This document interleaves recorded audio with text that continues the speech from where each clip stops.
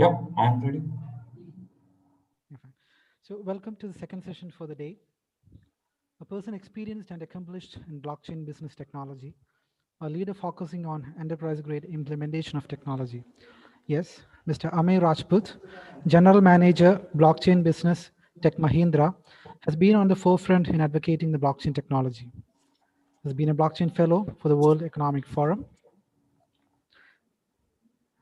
manager digital portfolio and blockchain for the global leadership cadre, and the list goes on. We're really excited to have you, Mr. Amir Rajput, to lead the session. Over to you. The screen is all yours. Hey, thank you so much for the introduction. Let me quickly share my screen, and from there we can move forward. Okay, so today's session, before I jump into that, quickly about myself and some hygiene things I would just like to talk about. One is I do not come with a computer science degree on anything related to IT. So my experience is about field level supply chain, manufacturing, sales, and in the recent past, I've also worked along with HR. So I come with more of non-IT experience, and hence I'll tell you why my interest came into blockchain as well, right? Spent around 5 years along with a company called Blue Star Limited, the one which make ACs. In that, I was part of a division called Sophisticated Instruments. So if you looked at your civil lab, right, you might have a concrete lab, or you might have a material testing lab in your engineering department. There are certain equipments that are over there are actually something that Blue Star also makes. Not everyone knows this. Blue Star used to make sophisticated machines, which are like crash test facilities, high speed cameras, and the likes. So that's when my interest into understanding a problem and understanding a customer's requirement started building up in the first few years of my life, career life. I started looking at why a certain problem occurs, why a certain customer is facing the problem that his industry is facing, or how is that problem coming into picture, and then look at which of my machines or solutions basically can help them, solve that. Post Blue Star, I did my MBA. I did my mechanical engineering before Blue Star from Sardar Patel College in Mumbai. Then after Blue Star, I did my MBA from ISB, which is where I got the first connection to blockchain. This was back in 2016 when it was becoming a buzzword and anyone and everyone was talking about it, but none of them actually knew what it is. So that was the time when Bitcoin was going up. That was the time when demonetization had occurred. That was the time everyone started putting money into ICOs and startups of blockchain, which is where I tried to start listening to people and try to figure out why is this technology such a big boom, and why is IT, which was started as a support kind of a industry, became a driving industry for the world, and my interest grew more and more in it. When I joined Tech Mahindra back in 2017, we were only three people who were actually working on understanding what is this technology about. We tried to do small experiments. Along with me, there was one architect, enterprise architect, and one developer. Three of us were just experimenting and figuring out why is this something that everyone is talking about, which is when we started listening to our clients and seeing how some of the problems that our clients are having can be solved with blockchain. I'll talk about one of those first live implementations in the following slide, and we'll come to it. Before that, I'm not sharing my camera, so because of some buffering issue might occur, and hence here's the photograph that you can put my face to the voice.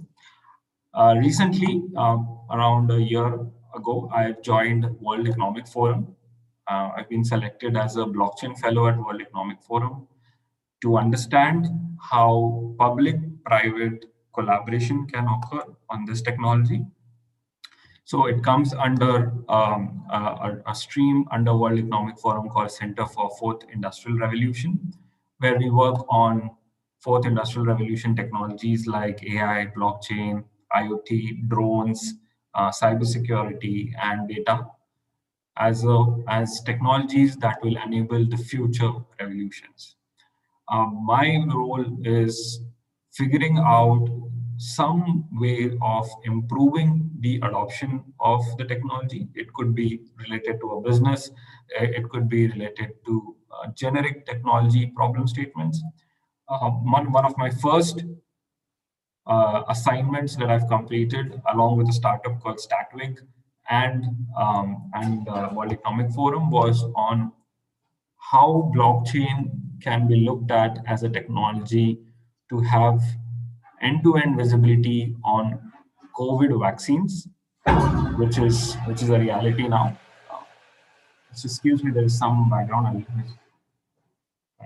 to a different place.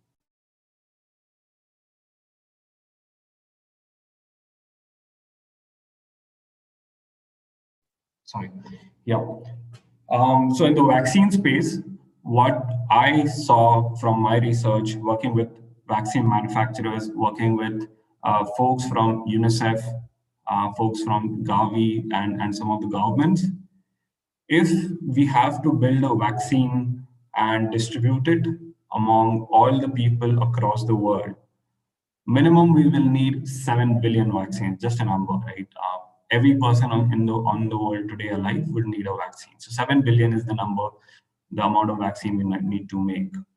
Now, from the understanding and assessment that we've done of supply chain of vaccine, we found that close to 20 to 30% of the vaccine today, which are non-COVID, which is like polio, tetanus, hepatitis, any other vaccine. So 20 to 30% of these vaccines today are wasted or spoiled in the supply chain, which means that they were produced, they were shipped, but when they reached the hospital or the person who was going to administer the vaccine to a child or to a person, they found it was not the efficacy of the vaccine has gone down, which is a big problem. Which is where now the 7 billion number actually becomes 10 billion. So we'll need 10 billion vaccines to be delivered in the next couple of years across the world. Now, this is basis the assumption that we need only one vaccine. Every person only needs one vaccine. What if a person needs two vaccines? Then the number becomes close to 19 to 20 billion. Now, looking at this huge number on distribution of vaccine, we also looked at what kind of capacity do we have. So when we did this research, this was back in July, late July, when we submitted this, and you can find it on World Economic Forum, is the actual manufacturers, if they started developing the vaccines back in July, which means that all clinical trials are done, vaccine is ready, and it's going into production, then there is close to 2 billion vaccine maximum that could be made in a year's time. So that gives even more responsibility to governments, to organizations to look at technology as a way to solve the problem of wastage and spoilage in the vaccine supply chain. So that's the first assignment that I've done. I'm doing a couple of more with them, which will soon come into open through World Economic Forum. I will talk more about the vaccine as the last experiment that I want to talk about, or the last live implementation I want to talk about. Like I said, I wanted to take two hygiene information. One is I am and every one of us might be working from home. So there might be some background noise from my side because there would be some truck or a car or someone would come behind. If you, I when I'm presenting, I get into that mode and I ignore or I subconsciously ignore that problem. But it might be a big problem from your side. So please feel free to stop me and tell me, there is a background, and and I'll try to solve as much as I can. The second hygiene thing that I wanted to talk about is there is some basic information as in the slides that are coming in, and there is some sophisticated information. So if it's a basic information so one of you can just pick up, unmute yourself and tell me, this is something the audience understands, so we can move ahead. I don't really want to waste your time in something repeating because you've already gone through these courses in the last 2-3 days. So I will not be offended. Just tell me, Amay, let's move this. This is not something that is of interest. And in case something is coming up and it is a bit more sophisticated or a bit more challenging to understand, please feel free to tell me that can I make it simpler for you. I'll try to be as simple as possible. I try to be less technical in my explanation. So hopefully there won't be any of those instances. But if at all you think, we should double click on a certain point, we should double click on a certain use case, happy to do so. Okay. All right. Moving forward, the agenda that I have kept today. So I would be talking a few slides, 2 or 3 slides on introduction.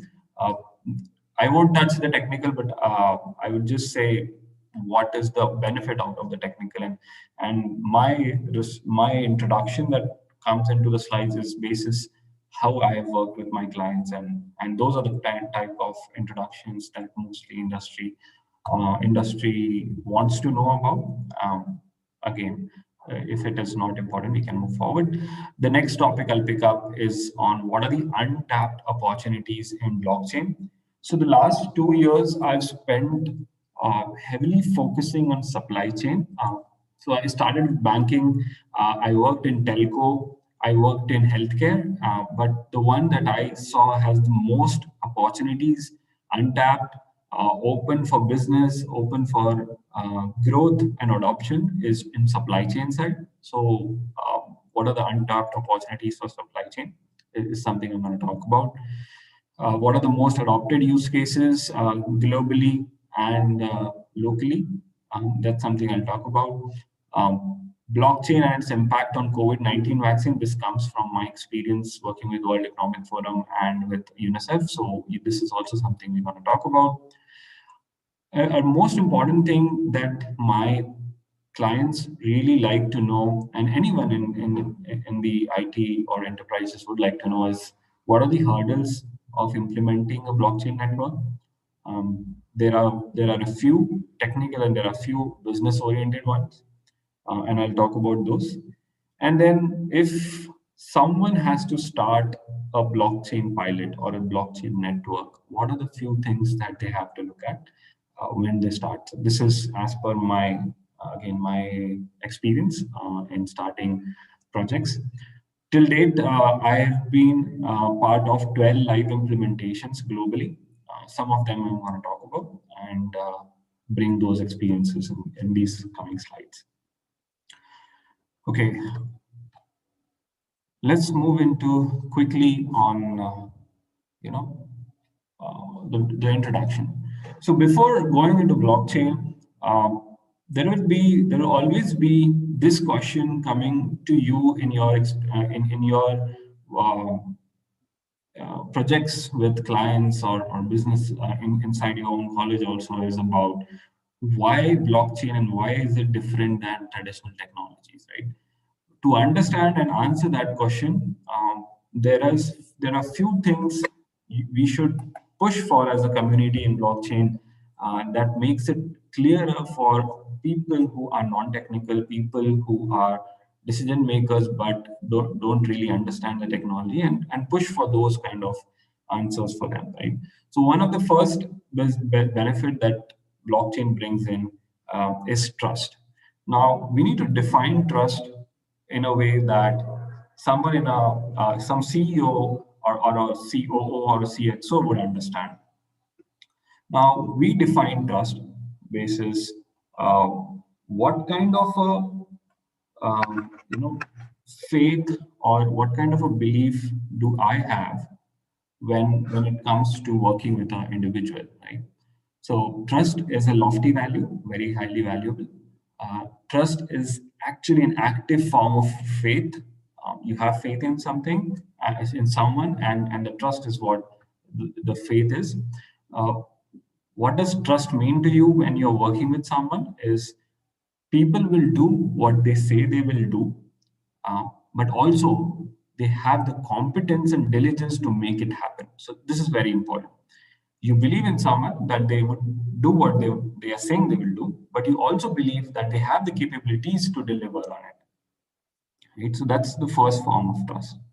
For businesses to function effectively, we should be able to predict what others will do and trust them accordingly. Right?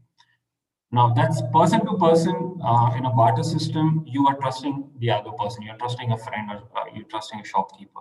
When it comes to businesses who work with a lot of other organizations, for them, this faith is defined by the predictability of the other organization to work with them. How can I make sure? How do I predict that my supplier is going to do what he's saying he's going to do? How do I make sure Amazon is delivering what I've ordered on the website and they're going to deliver me the right product, right? That's how do I predict that?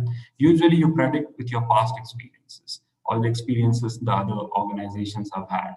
Those are the ways you predict that yes, the other party is going to do what they are saying they would do. So that's how businesses define trust.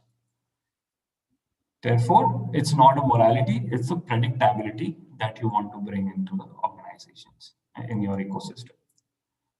The only thing we can almost always be certain is that people will act in their own interest, right? So you trust in Amazon because you know by doing the transaction that you're doing with them, you're buying a phone or something else, is going to get them more business from you. And that's the interest Amazon would have. Amazon would love you to do more and more shopping on their platform. And hence they would say, I would give the right thing that I've ordered and that the customer has ordered so that they come back to me. So that's how you define it.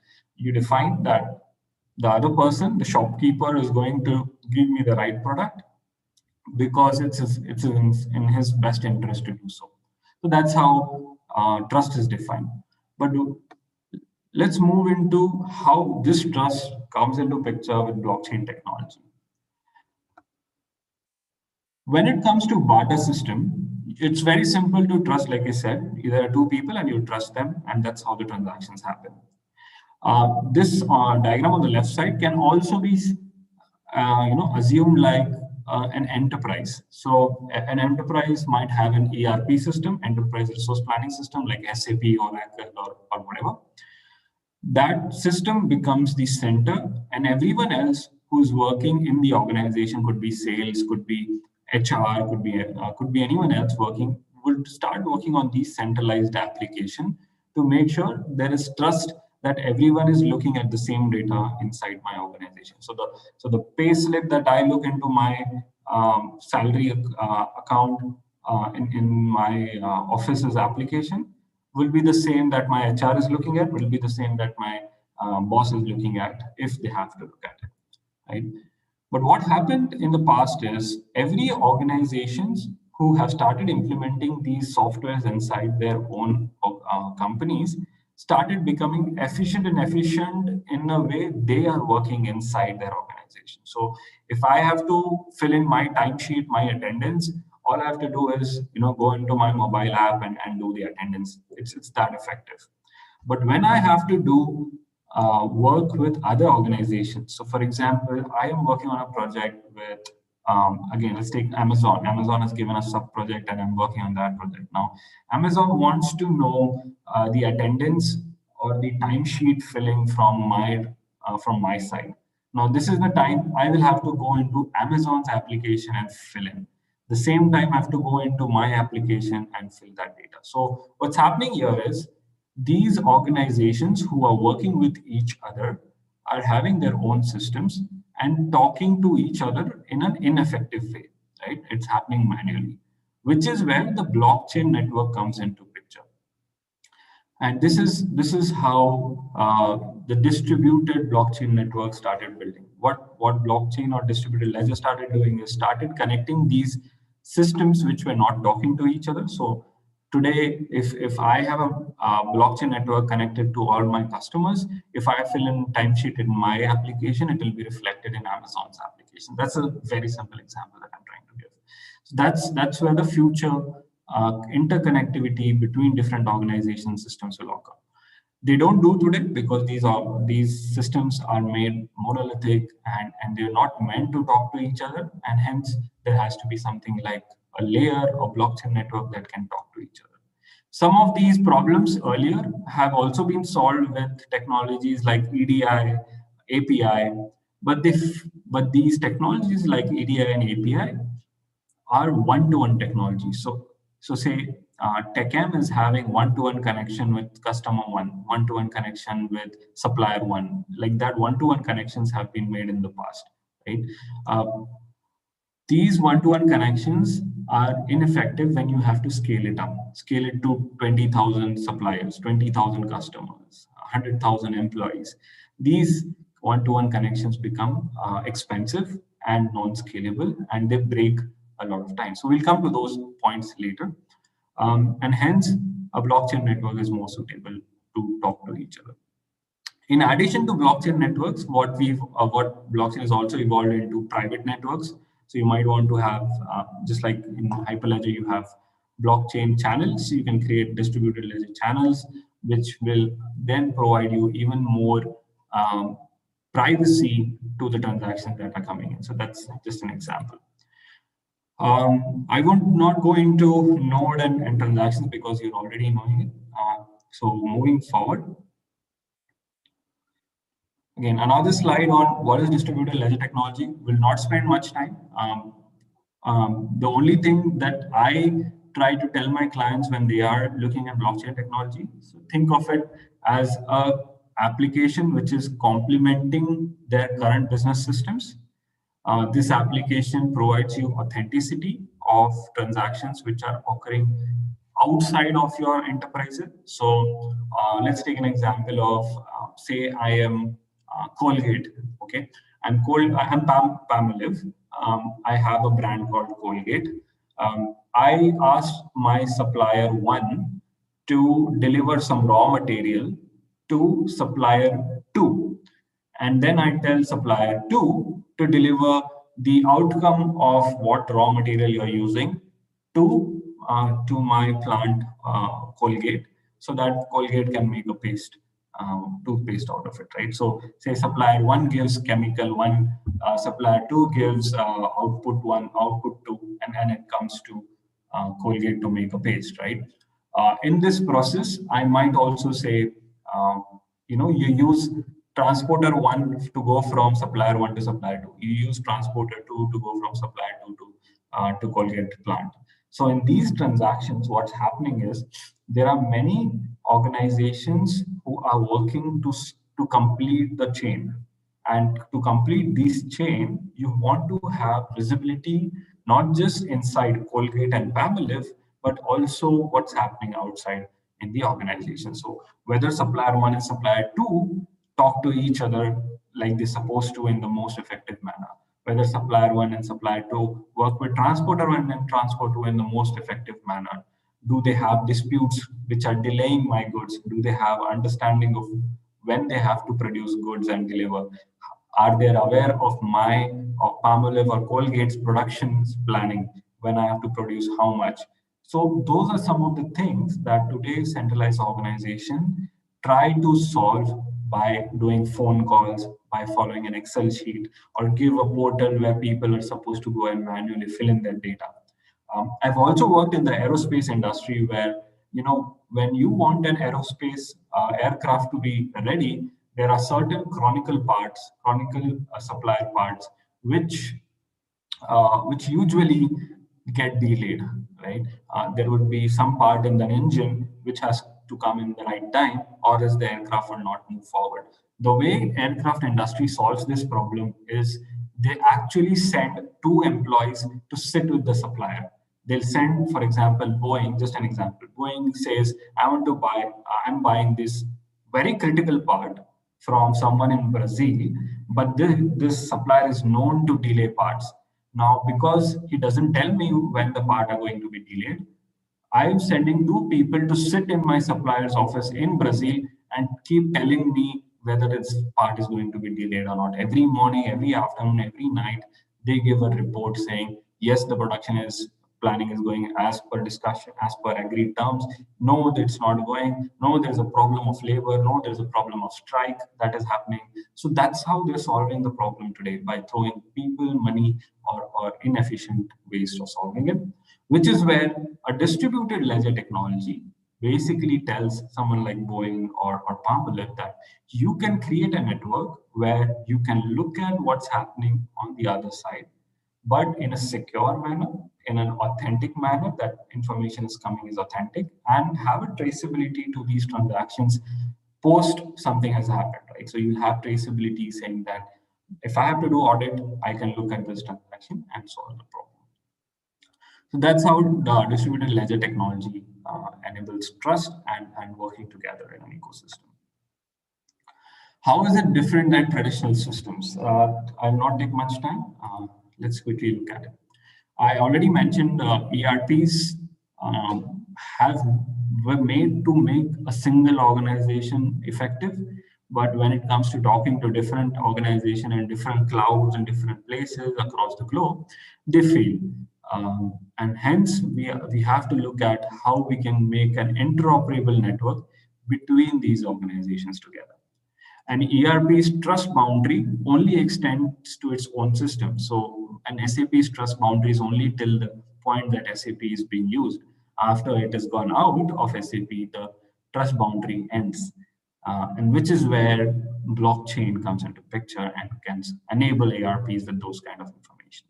ERPs do not have exposure to the entire supply chain. They only have exposure to, say, the first level of people I'm working with, my tier one. So I will have exposure to maybe supplier one, but not supplier two, supplier three, supplier four, who are also part of the chain and send goods to me. There's a lot of duplication of documents and repetitive manual tasks that occur in centralized application, which can be solved using something like blockchain network. All in all, because of the fragmented way of working, what primary problem that occurs is about forecasting of data, which will help me to define the trust, the predictability of a certain set of organizations who are working with me, which is where a blockchain is different than traditional system, or a blockchain can work along with a traditional system. At this point, I've already mentioned ERP fails to reach consensus, which is very unique to blockchain. Consensus, they only have consensus one-to-one, so they can do consensus between two parties, and these consensus today are reached by EDI or API type point-to-point integrations only, not when it comes to 4, 5, 600 stakeholders consensus.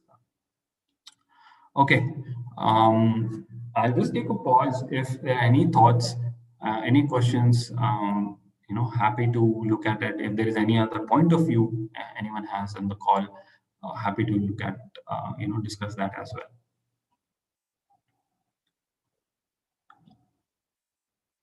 Okay, so maybe Dr. Julian, Dr. Thomas, if the people on the Zoom can put maybe questions in the chat or thoughts in the chat, we can look at those questions and answer them.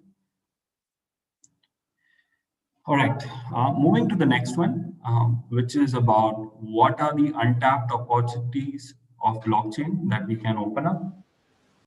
So on the left side, I'm just showing how real life organizations work, right? You might be, let's say you are an automotive manufacturer.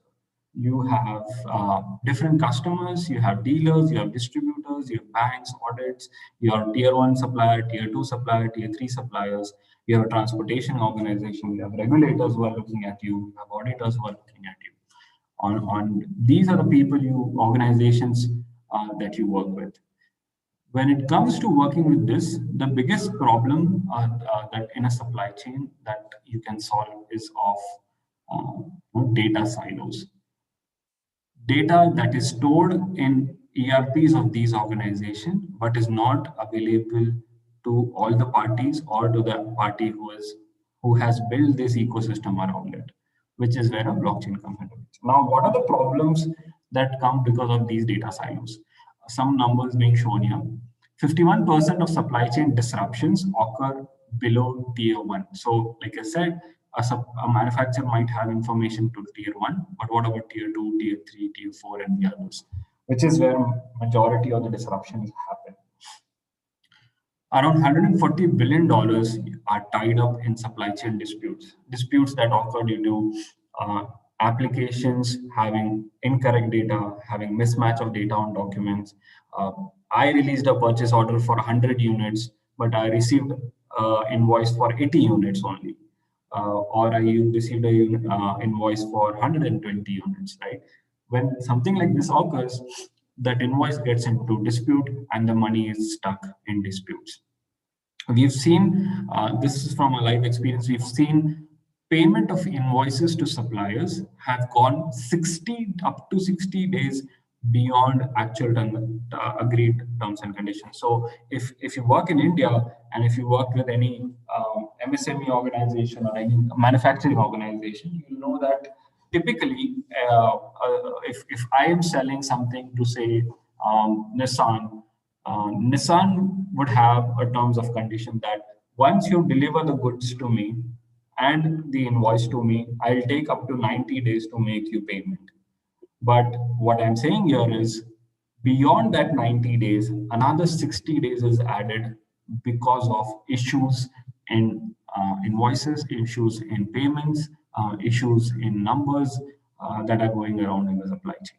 So that's the untapped opportunity, and it's very huge. It's $1 billion opportunity just in India to tap, and this is where I believe the most adoption of blockchain is being occurring today and will be occurring in the future as well. What happens with data silos? Data silos result into disruptions, disputes, delays. These are the top problems that you should target when you're trying to look at a use case, right? When you're looking at a supply chain use case, look at what are the activities which are causing disruptions, what are the activities which are causing disputes, what are the activities which are causing delays in consignment, delays in reply, delays in any kind of activity, which is basically ending up into problems. So those are the untapped opportunities that everyone in supply chain is looking at to solve. Okay, let's move to some of the use cases that I agreed to talk about.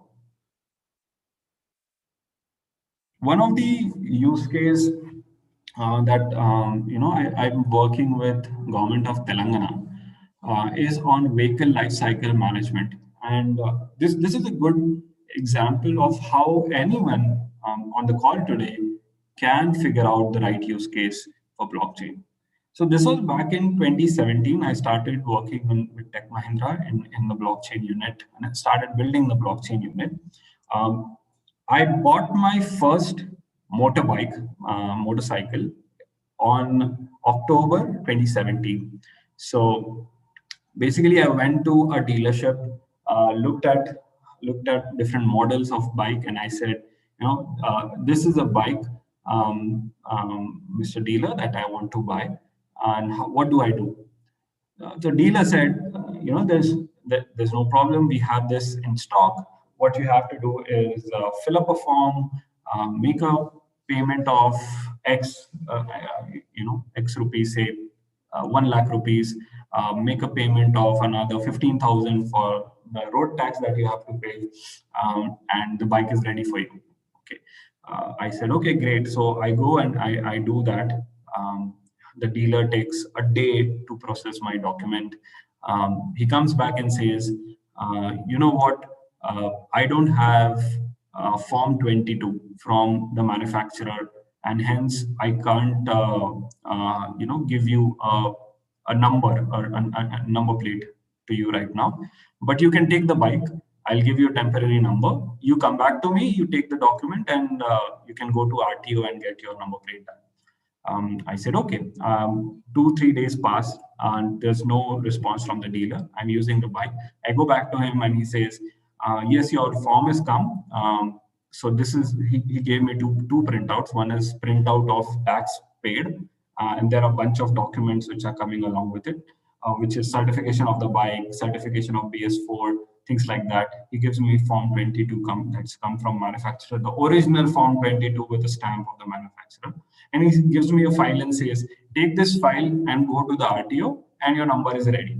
I go to the RTO the next day. And because, this is experience in Hyderabad. So I go to the RTO. The RTO starts around 10 a.m.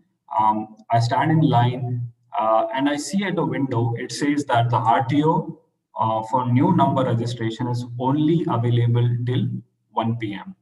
So I have what, 3 hours?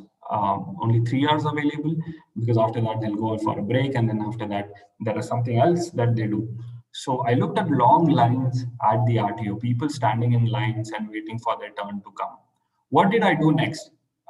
Just like every other Indian, I go and find an agent who can do this problematic stuff for me and help me. The the agent, you can find them anywhere near an RTO. They said that, yeah, just pay me 5,000 rupees and I'll get your registration done. But I said, what's the registration fees? 250 rupees. Why are you asking me 5,000? They, no, I have to pay people. I have to do this. I have to do that. I said, okay, let it be. I'm not going to pay you so much money. I'll do it myself. So I went in. I stood in line. I went to one window. That window basically took my documents and then said, go to the next window. I said, okay. For the next window, there's again a line, and unfortunately, that line did not end by the time they work. So I have to come the next day. I came the next day, do the same thing at the second window. Then the window guy said, go out to a policeman and get the bike verified, physical verification of the chassis number and the engine number and the other stuff. So I said, okay, now this is the third queue I'm going. I spent another few days, another few hours to get those inspections done. They gave me a chit and said that you'll get the number on your mobile by the end of the day. Next morning, I got my bike number. I was happy. I was going to go and put my number plate. But the law in Telangana is you have to, and this was 2017, you have to take the number plate also from the RTO. So again, I went there. This time they said the number plate will be given to you from 2 p.m. to 4 p.m. So 5 p.m. So another 3 hours for the number plate. And this is another window, another office that I have to stand in line and take the number. I got the number plate. Then there's another queue for people who would put that number plate on the bike. So you can't really do it by yourself. You have to wait for them to do it. So that's how tedious task this was for me to buy a bike, get it registered, and start using it. I've done a study on this where I saw that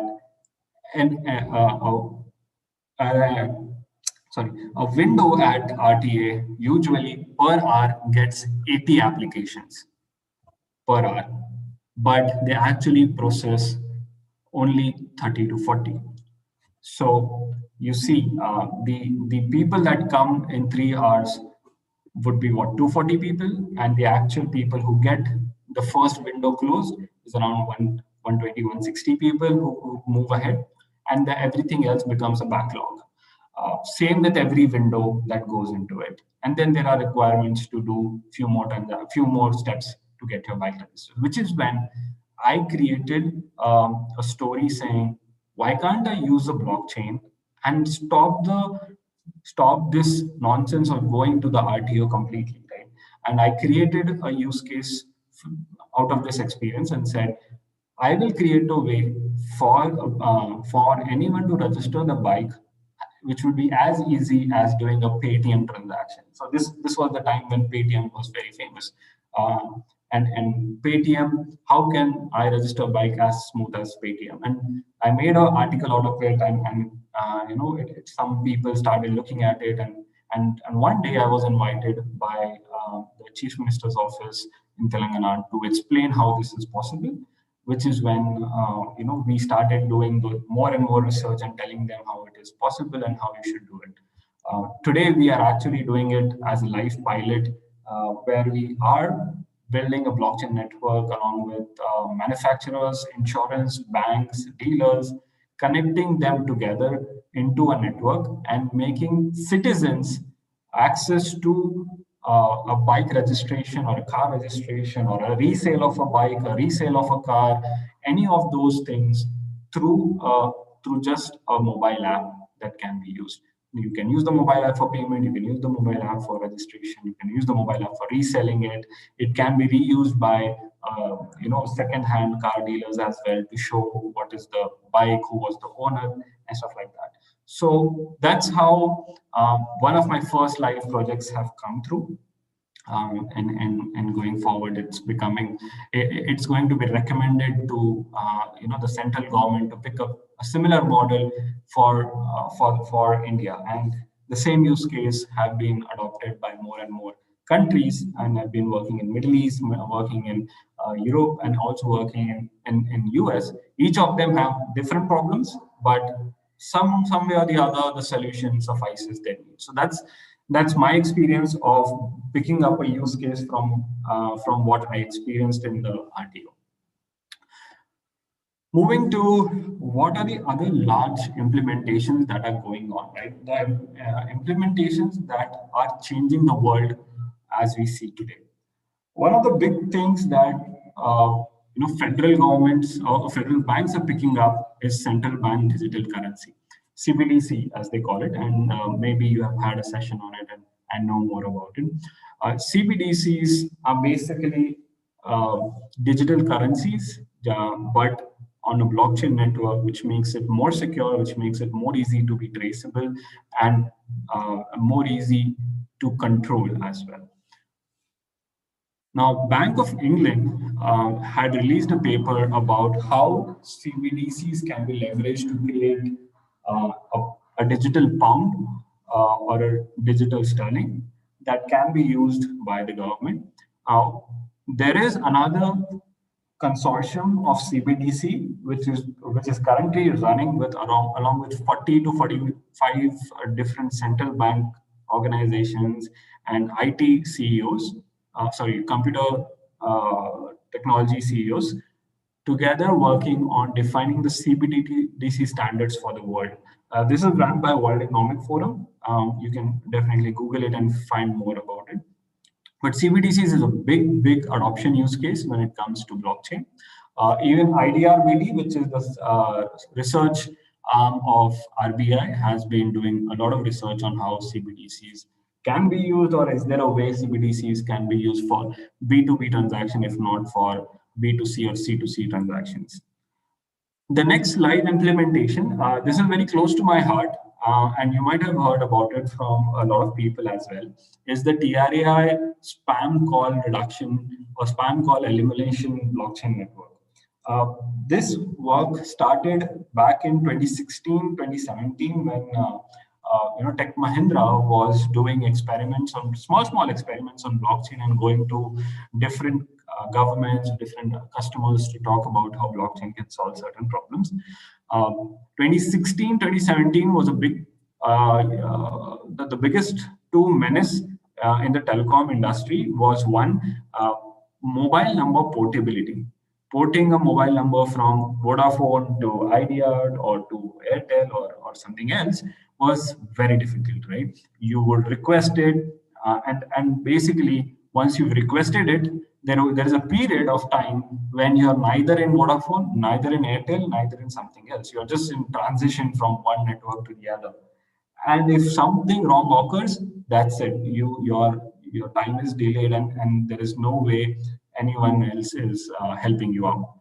This was because When you're, for example, if you're porting from Vodafone to Airtel, there's some information that Vodafone has to share to Airtel through TRAI guidance to make sure the number portability information is shared, and there is no liability on Vodafone anymore. But because these organizations are always fighting to show more and more subscriber base, they will delay something like this, right? That's the trust issue between two competing organizations. So we did the first pilot with them, and they really liked how blockchain could help solve mobile number portability. But that at that time, TRAI had already looked at some other way of solving the problem, and they said that this is a wonderful technology to solve, but the problem you are trying to solve is already being addressed, and we've already invested in something which will solve the problem, and we are confident. But you know what we can look at? We can look at the problem of spam calls. That's the second biggest problem India was facing for the last 3 years, 3 to 4 years, was spam calls. You'll get phone calls, you'll get messages about people who are not even connected to you. Now, spam and advertisement is not a problem for anyone. But what happens when you get a message, right? For example, my banker is HDFC. I get a message from HDFC, and HDFC says, and the message says, you have taken out 10,000 rupees from ABC ATM. If you have not done this transaction, please call on this number or please click on this link, right?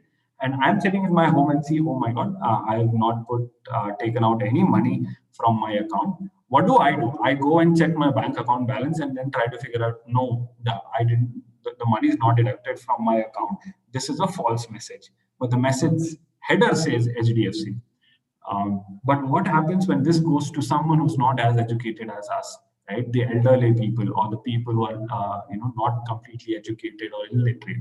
They feel they have not done this transaction, so they should call on that number. They used to call on that number, and unfortunately, they would give out certain details which are sensitive, and then the fraud would happen. There would also be messages saying that, buy ABC stock, and everyone would start buying those because it has come from one of the known advisors in stock market, right? Motilal Oswal or someone else has sent me a message saying that buy Tech Mahindra stocks or buy some other stocks. So this was another way fraud was happening, and that was the fraud that TRA wanted to solve.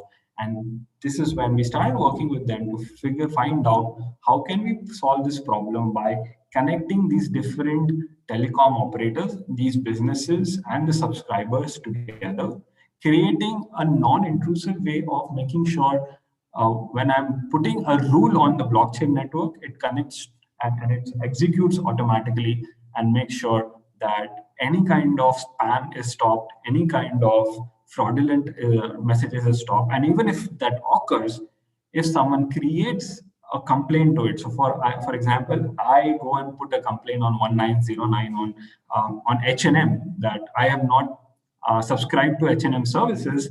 How would TRAI audit it and run a penalty on H&M or run a penalty on a telco whose services H&M has used? So that's how this blockchain for TRAI spam call reduction actually came to picture. It today holds close to 12 telcos, 20,000 businesses, and is about to achieve 1.3 billion subscriber base onto the blockchain network and stop those spams. So generic robocalls, spam calls have actually stopped unless and until you have subscribed to them and there is a proof that you have subscribed to them has been submitted somewhere. So that's very close to my heart again because I've worked on it since the beginning, and it's today it's being also used in integration to Arogya Setu. So during the COVID pandemic, we were working with Prime Minister's office and looking at how we can help, help in the solving the pandemic issues. We saw creating a pass to travel from city A to city B was one of the biggest problems, right? How do I get a pass? How do I authenticate it's an original pass?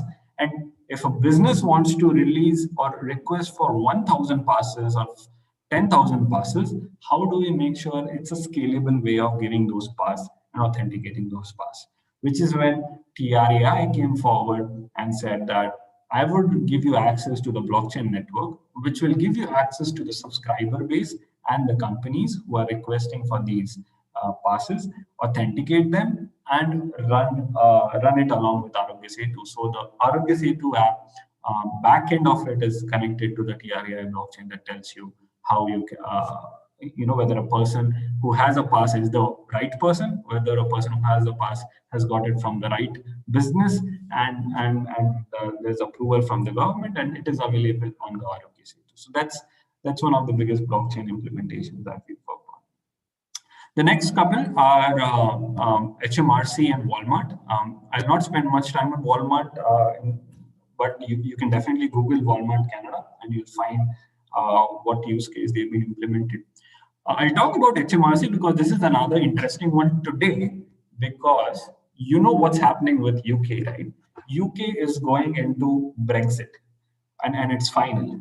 So till date, UK and European Union have been working together without borders, which means that you can travel between UK and Europe without a passport. You can travel between them without you can do business between them without having to pay import and export duties. Right? There are no borders between UK and the Europe.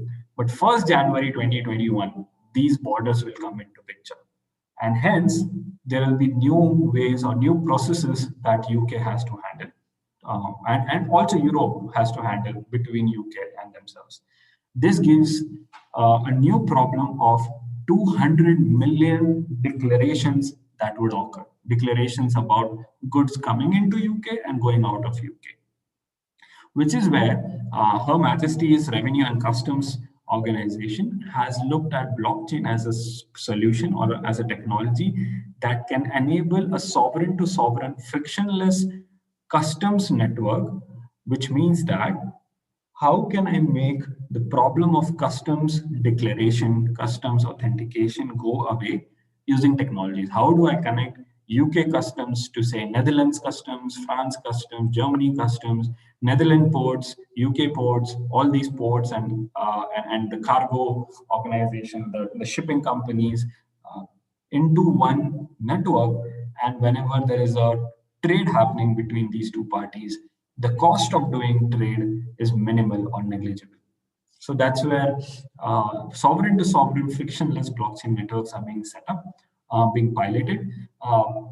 This is going to start on 1st Jan, and it's a regulation around it is expected in July, 1st July 2021. So from 1st Jan to 1st July, there's going to be commotion between the trade between these two, nations, group of nations. All right. On the left side is basically a chart of what are the top use cases as per Deloitte's survey that are being picked up. Digital currency, as I said, banking is the biggest one. Data sharing, this is where supply chain comes in. Data reconciliation, again, supply chain comes in. Identity protection, some part of supply chain has identity, and healthcare and telecom is another place where this comes in. Moving forward. Okay. Yeah, so I talked about the HMRC trade. I'll just take a pause here and see if we have any questions in the chat window. Anyone want to share any other thoughts on what I've spoken about? Just take 5 minutes, 5 seconds.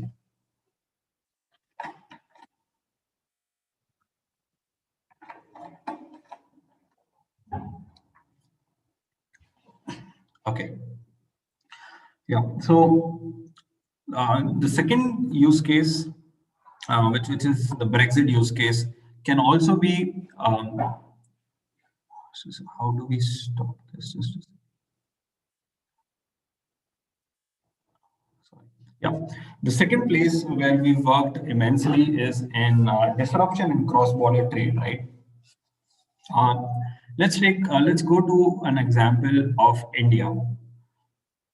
In March 2018, India imported close to 8,000 tons of iron ore from Indonesia. So Indonesia and India have a pact, trade pact or uh, alliance that says that goods coming from Indonesia have a lower duty to it, and we've got 8,000 tons of iron ore coming from them.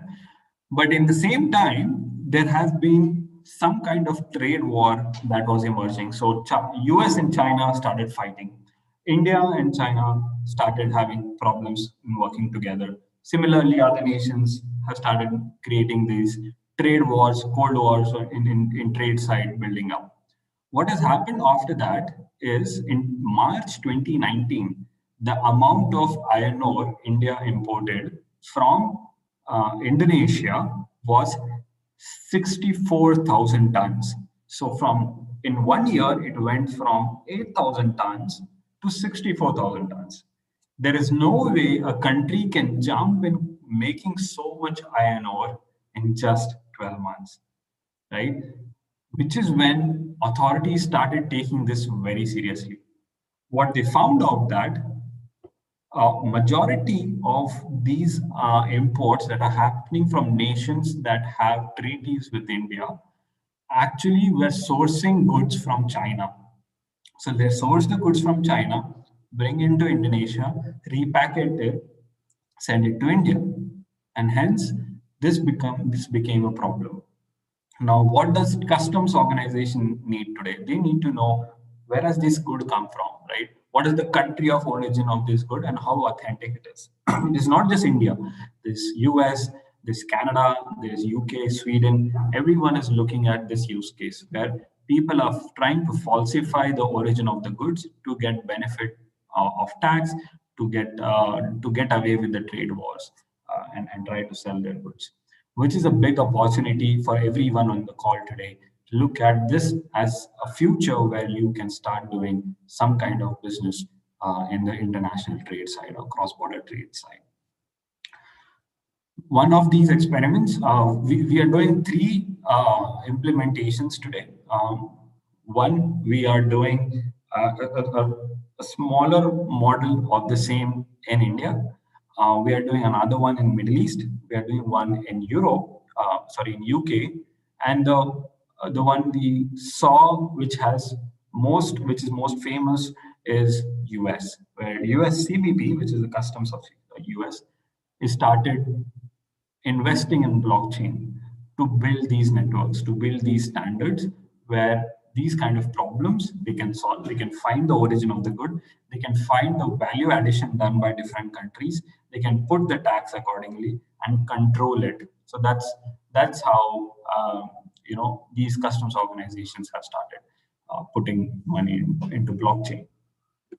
Now going back to the earlier slide, what kind of solution or what kind of savings or problems that we can solve for organizations, right? Who would be your customers? So for example, UK and EU government, if we build a blockchain network that works seamlessly, without blockchain, they have a 15 billion pound of administrative cost to build those borders. They expect 200 million additional declarations to be solved. To cater to these 200 million declaration, a small part of it is trying to be fulfilled by hiring 50,000 data entry people. They're just entering data and filling forms post Brexit. So this is how they're addressing the problem today. So these are the areas where if you build solutions, you start investing in, you can basically look at a lot of benefits, not just for UK, but any country would love to look at it, right?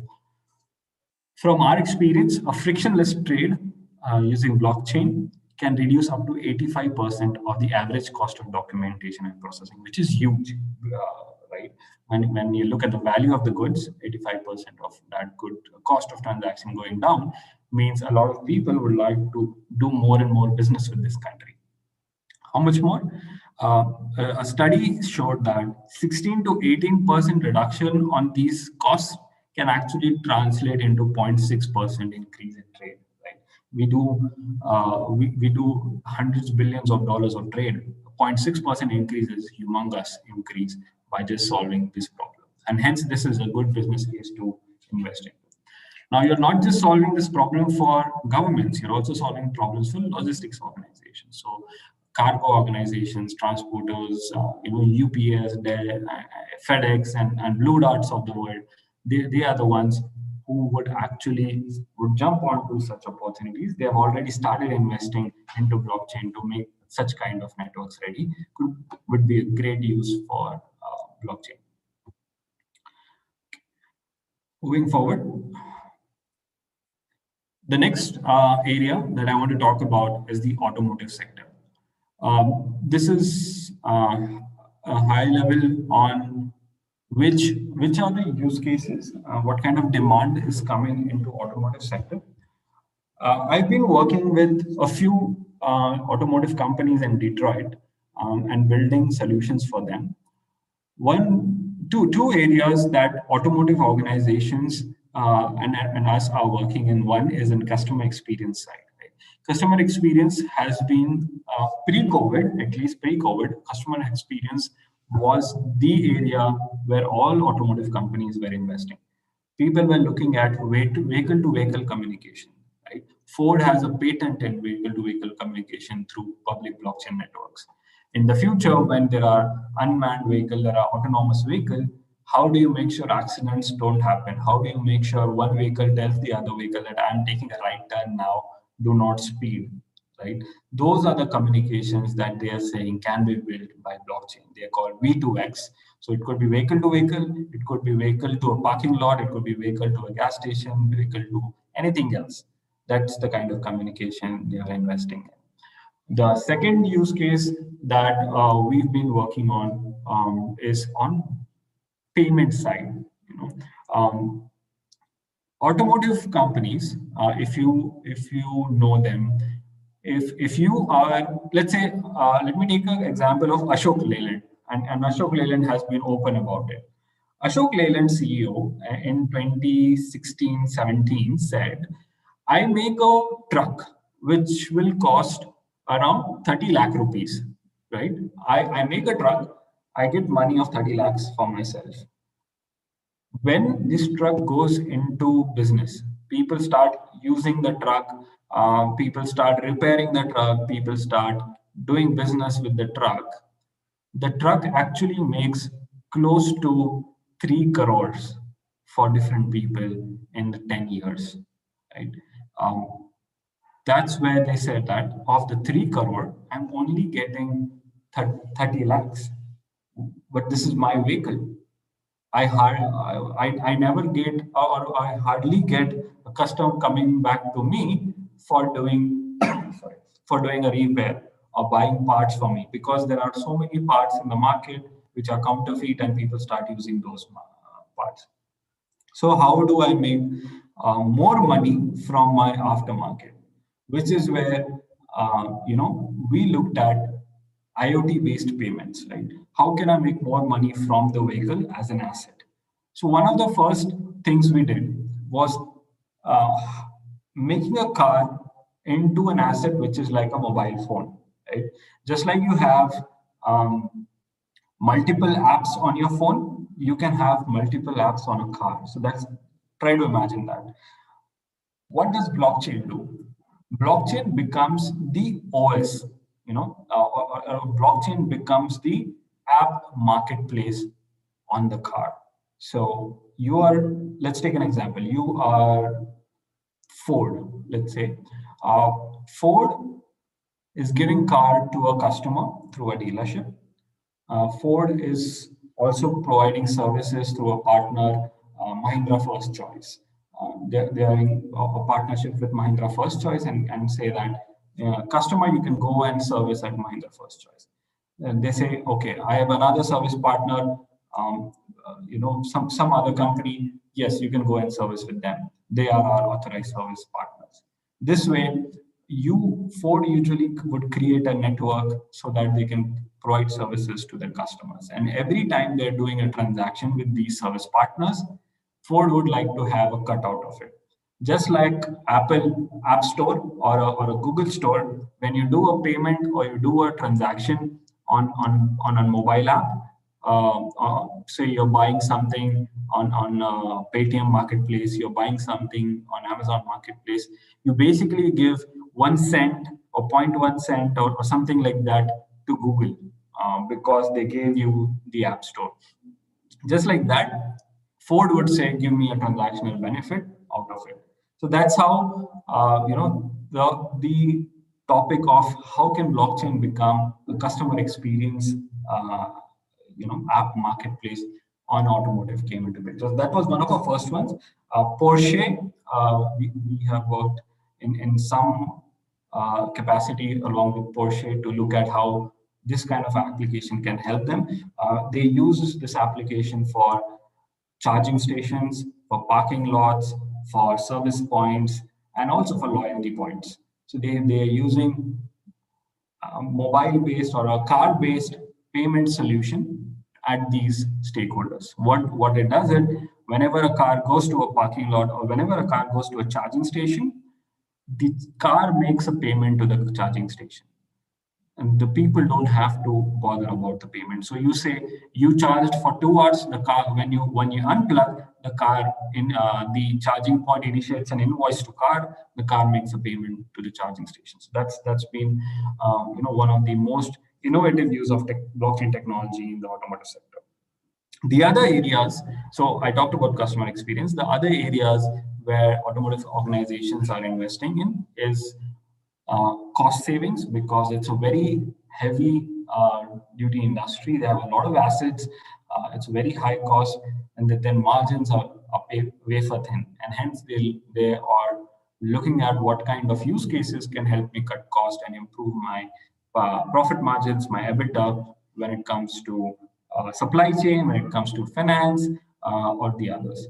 The third area, automotive sector, which we are working in, is on sustainability, which means that how do I prove to my shareholders that I have got my parts from the right area, right?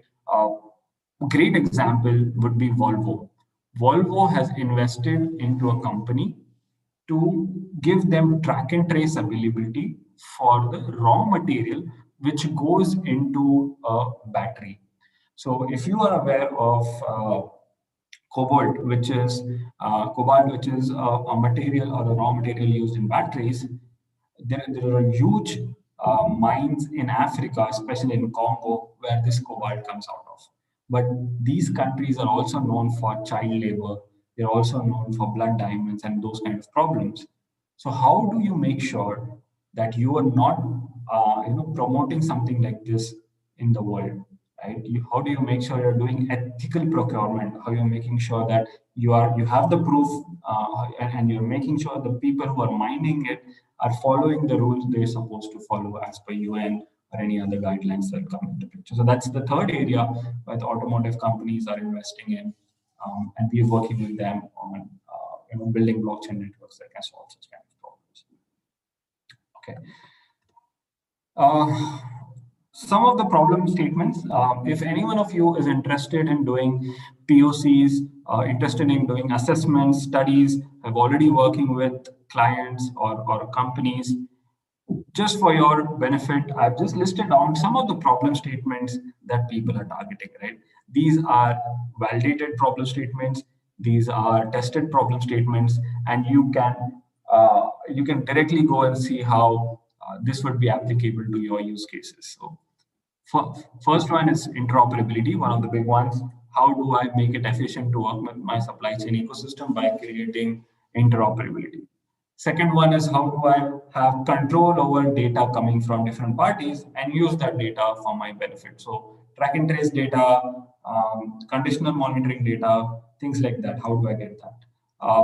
Third one is man in the middle attack. How do I use blockchain as a cybersecurity tool between different parties? So just an example, how do you make sure you are producing, you are an American company, you have a plant in China, you want to give them a certain intellectual property, you don't want anyone in between to break the network and try to get that intellectual property, and also make sure the person who's going to use it in China is not giving it away to someone else.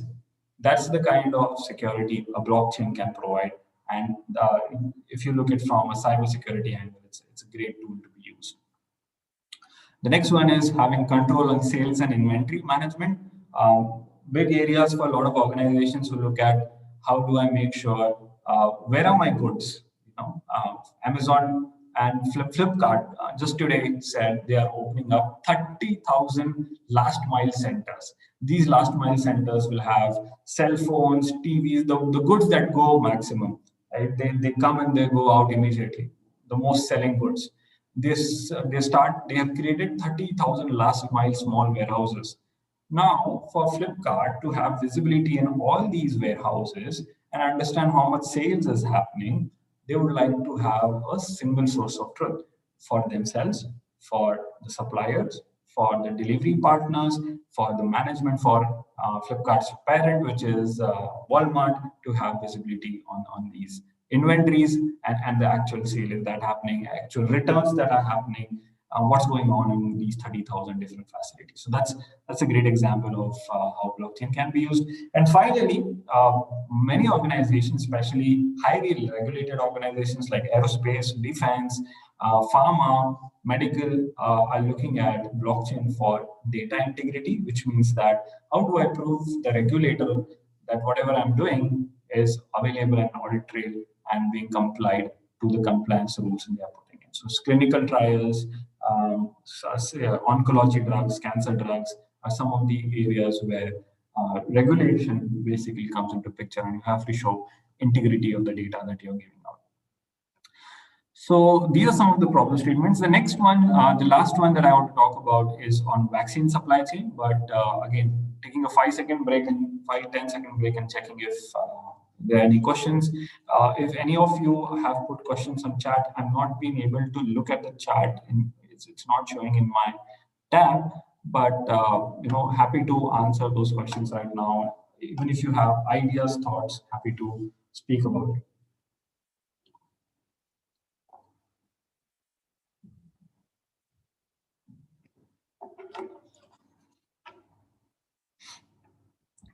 Okay, moving on.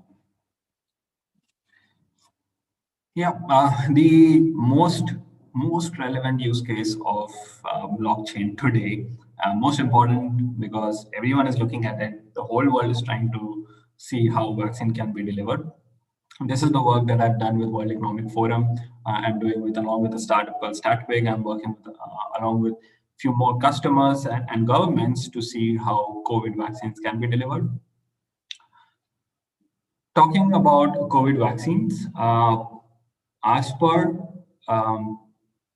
the vaccine, sorry, there's a chat message. Okay, I found out what is the chat.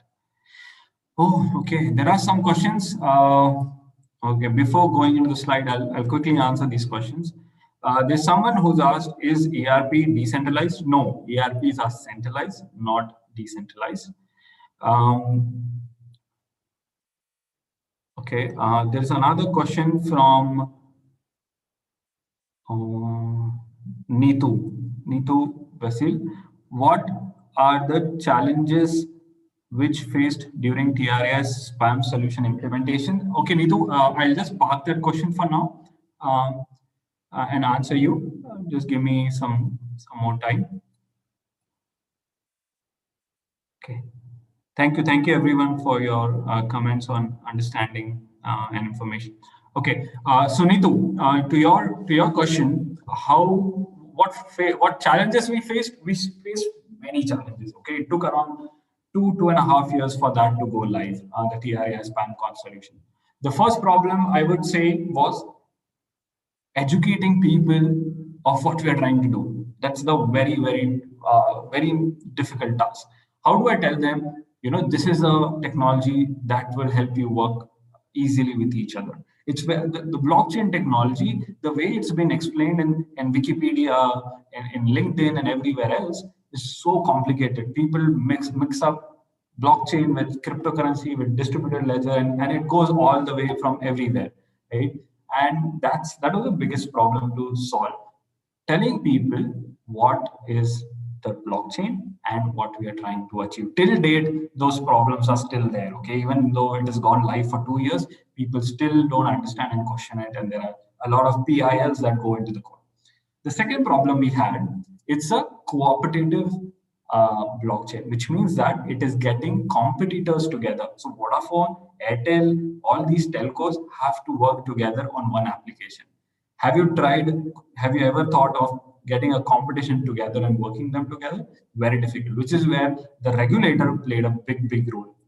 There's also a consortium called COAI, Consortium of Telecom Operators, who came up with questions on why they should do it, what is the technology, and how do we solve it. Those were the business-related problems.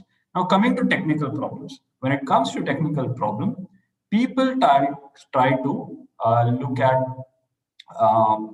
what is blockchain and why blockchain to be used.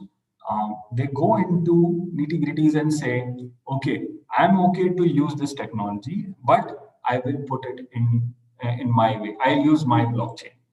Someone else will say, I'll use my cloud. Someone else would say, the way I'm going to talk to you is this way, but it's not going to work with the rest of the people, right? So these were the complications in technology. So we had to define standards of working to each other. What kind of data models should all these parties use? What kind of integrations should all these parties have? What kind of responsibilities should all these parties have? What kind of code has to be developed? Once the code is developed,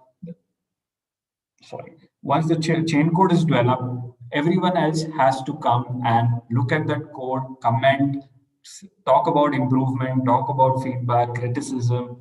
This took a very long time.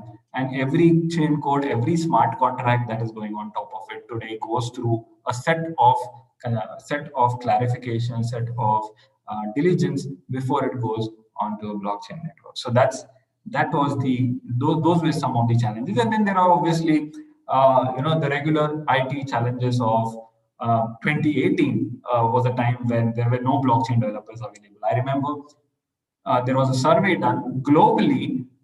People who actually did projects on blockchain globally were 1,500, right? And very less number of those were available in India. So very high demand for blockchain engineers, but none availability. People will come and say, they'll give a job description saying, I need a blockchain engineer who has 5 years experience in blockchain. That was impossible at that time. Blockchain was only 2 years old. Hyperledger or public blockchains were only 2 years old. So those were some of the regular challenges that we're trying to solve. So even if you like to know more on the architectural challenges and all, happy to answer those. If you write to me over an email, I can connect my architects and the people who actually worked on coding side to tell you architectural issues that we solved in that. Okay. So there is another question from Gajalakshmi. Can you explain real-time use case that blockchain uses IoT? Yes, Lakshmi. So I am going to show that in the vaccine case. So let's move to the vaccine case. And if you feel that I haven't answered your question, we can come back to it. Okay, let's come to vaccines, right? How do I make sure vaccine reaches the right person? How do I make sure vaccine is not wasted in the supply chain? How do I make sure vaccine is being picked up and distributed in the right manner?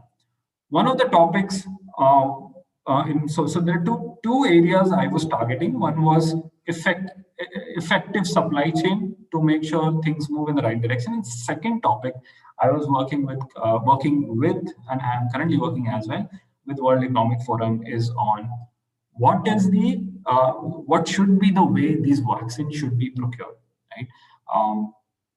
Who should get the first vaccine? So ethical distribution, equitable distribution, should be distributed by population, should be distributed by type of population, should be distributed by who is paying me first, who is more valuable country for me. Those are some of the questions that we also try to address during this work with UNICEF, Gavi, World Economic Forum. Right?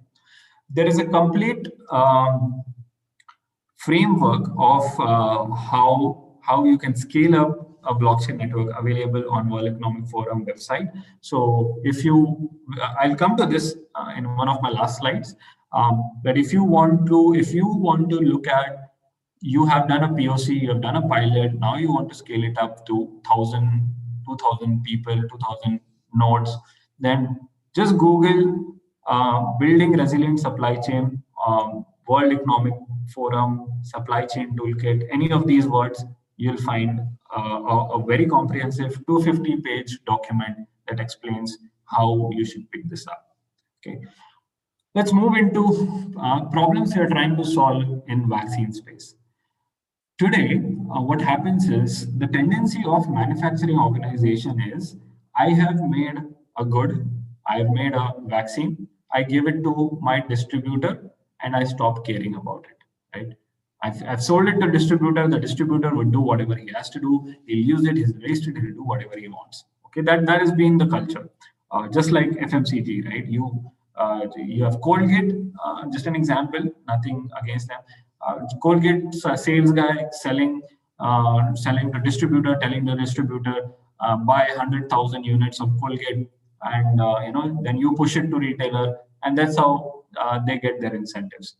So that's been the culture, FMCG culture of pushing the goods. Push strategy is what they call in marketing. But when it comes to drugs, when it comes to vaccines, there's a big problem. You cannot necessarily do that now. There are regulations which tells you not to do that. There are regulations that tell you you have to make sure goods are going in the right direction. They are going in a certain temperature control, humidity control, shock controlled manner to the destination. You have to make sure those goods are not being damaged internally, externally. They're not being stored in sunlight. They are being stored in sunlight, things like that. In addition to that, people are also looking at inventory levels. One of the problems that when I worked with WHO and others I found is, as per WHO, poorly managed logistic systems can lead into high vaccine wastage rates. These vaccine wastage happens through stockouts, which means there is no stock available.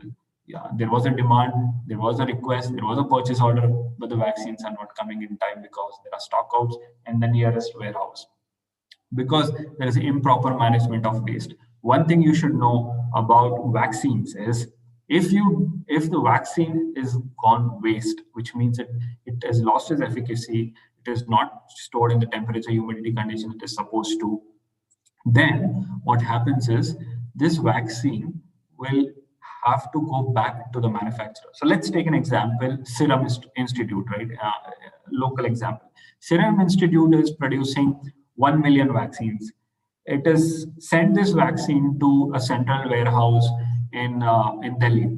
From Delhi, it is going to regional warehouse in Kerala, in Tamil Nadu, in Telangana.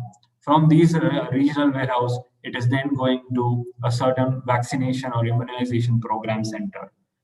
So during these processes, what they are saying is there could be because of the poor visibility that can happen, which is manufacturing using one system, uh, central government using one system, local governments using different system, immunization program runners are using different systems.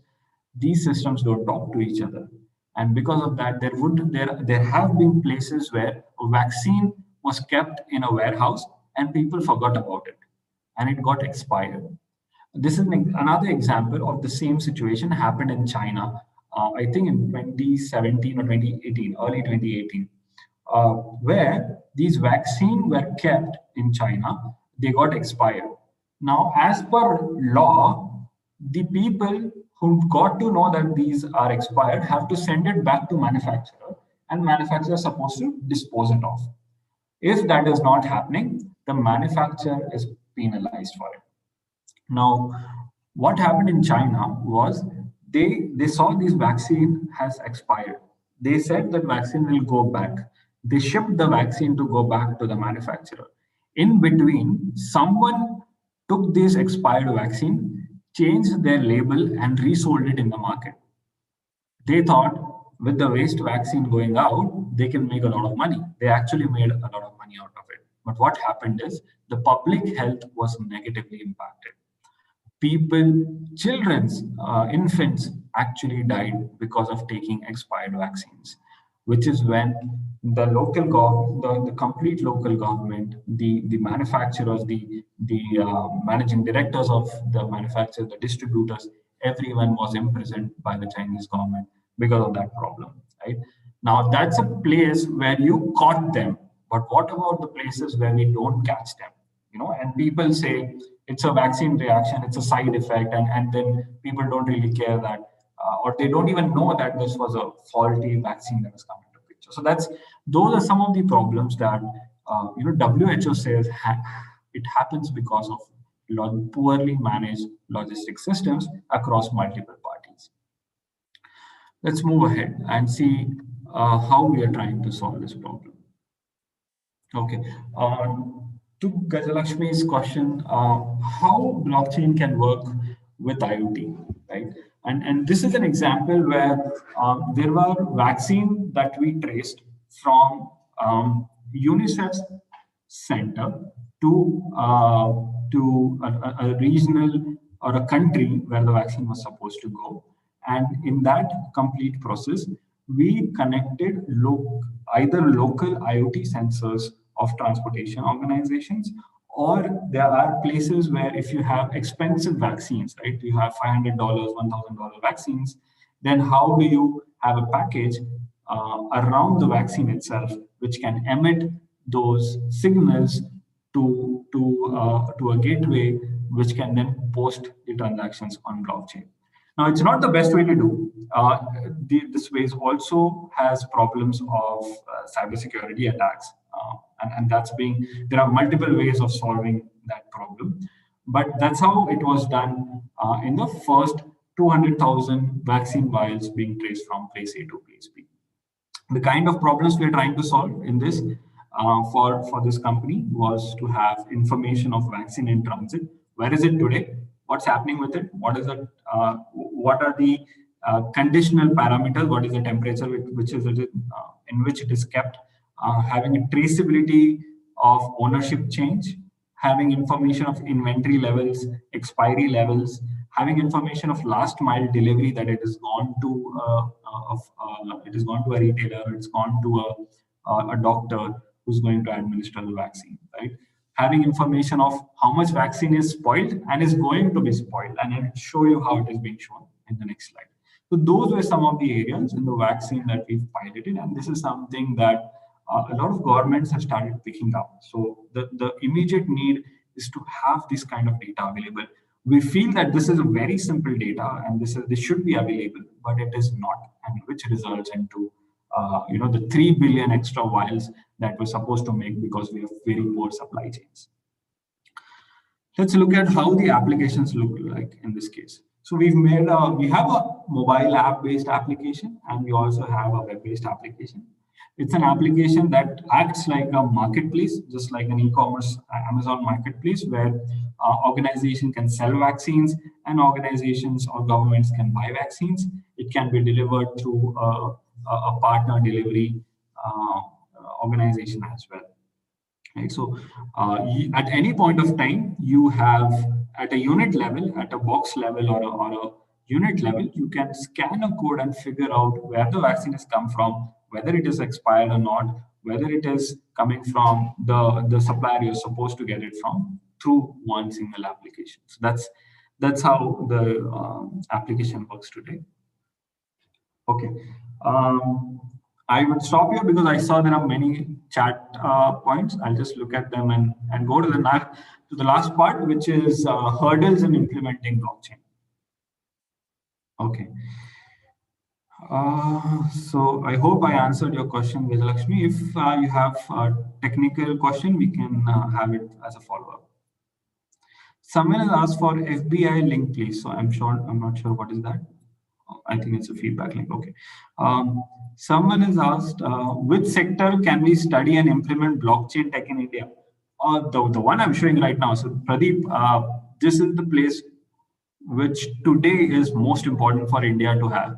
India needs a way to deliver 1.3 billion vaccines. India needs to have complete visibility on who's having the vaccine, who is holding the vaccine. There's a problem of holding as well, right? Today you've seen sanitizers were hoarded, and the cost of sanitizers went up. Tomorrow they'll hold vaccines. So how do we solve that problem? How do we have visibility on that problem? That's another way area you can implement. Uh, if your interest is in financial side, that's another place where I've been working or I have known uh, uh, the UPI organization, right? UPI is looking at seeing blockchain as a technology to do peer-to-peer payments, and how can they upgrade the current Bhim app with a blockchain network? Another place where you can spend time in India for blockchain technology. Okay, there's another question from Shabs. Is there exist any payment wallet built on blockchain? Does blockchain is a technology suited for payment wallets? If so, what type of blockchain, public, private, is most suitable to be built? So, in my opinion, if I have to answer the last question, the best way to do a payments wallet, or the ideal way to do, is having a public blockchain, because you want to trust anyone and everyone. And if you build a public blockchain for payment purposes, then you basically take out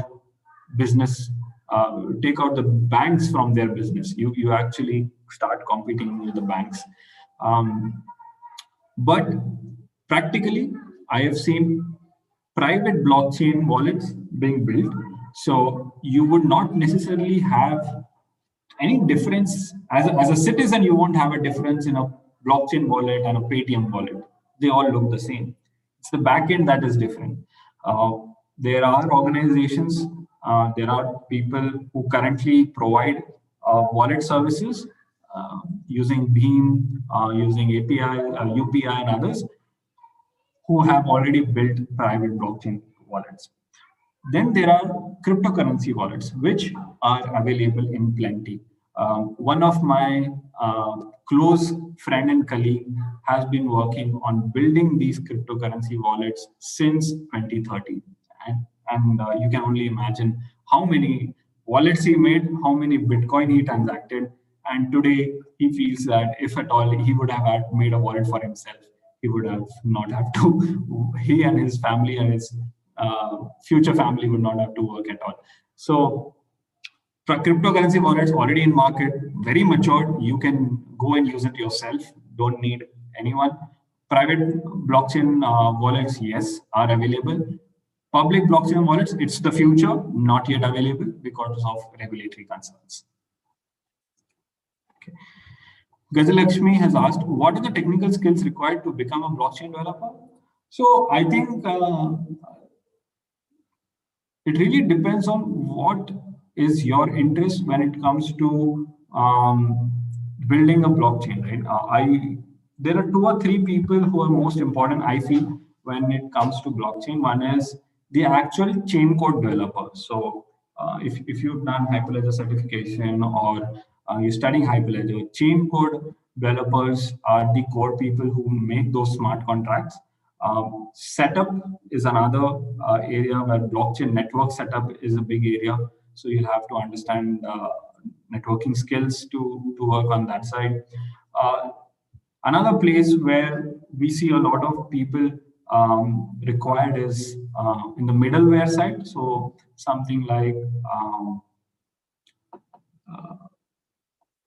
JEE, sorry, it's just not coming to my mind. Node.js, yeah, sorry, yeah. Something like Node.js skills is extremely important when it comes to blockchain. Speaking to traditional technologies, most required. API development integration specialists are also very much required. So anything in that area would be of interest. Those are in the core development side. I personally, as I said, I'm not a computer science graduate, so I can't give you more skill level details. I can definitely get you some of the job requirements that we post, which could give you an area of what kind of skills you might need to have. But I would say as Dr. Jubilant and Thomas mentioned, there are certain blockchain skill sets being developed in your organization, in your college.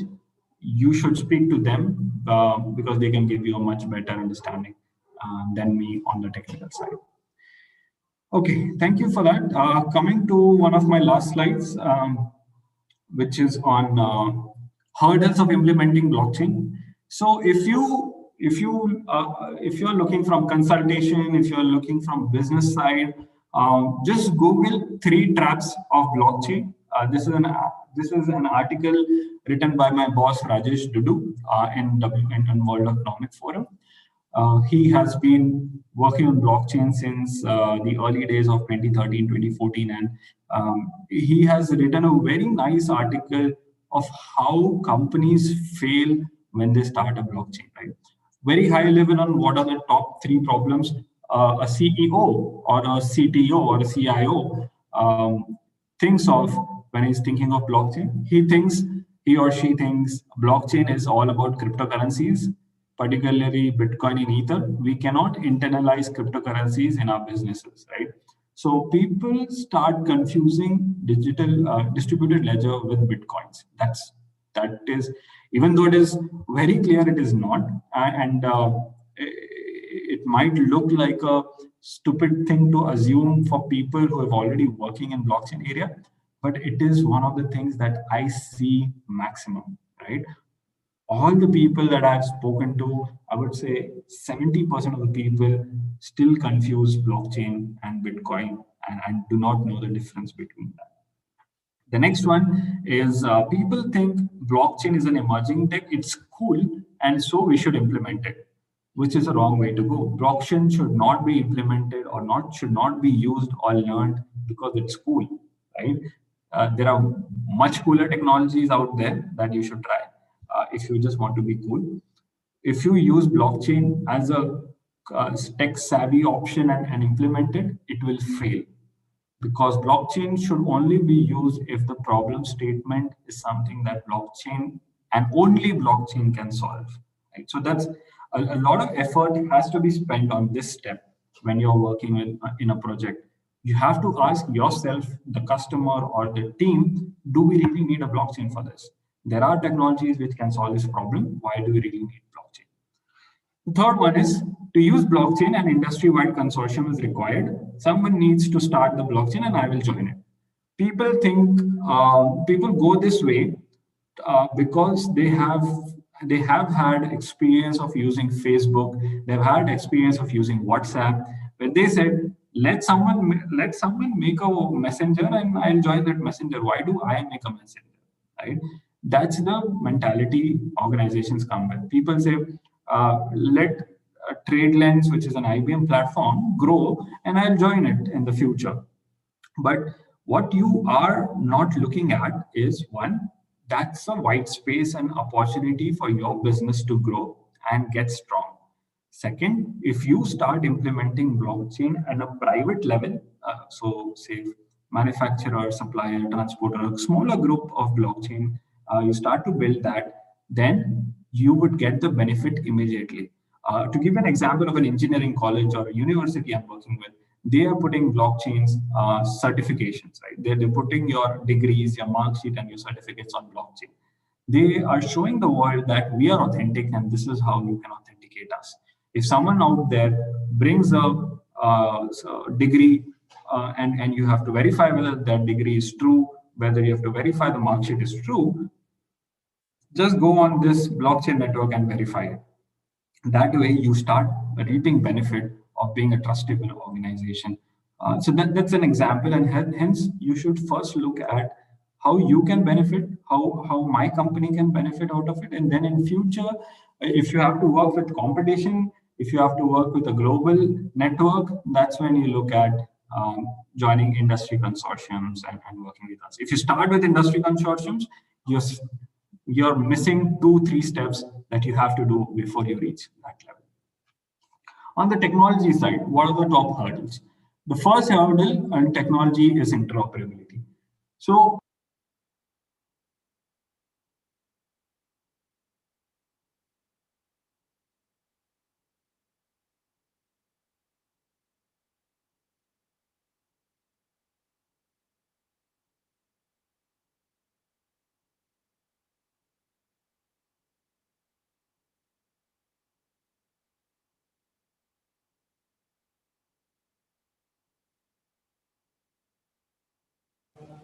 Hello?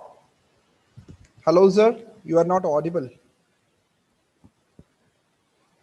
Hello, sir. You are not audible.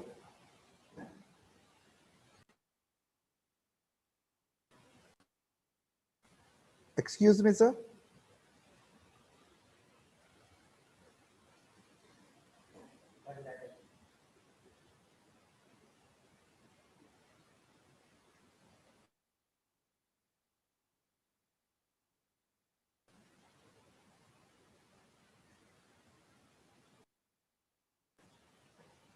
Hello, sir. You are not audible.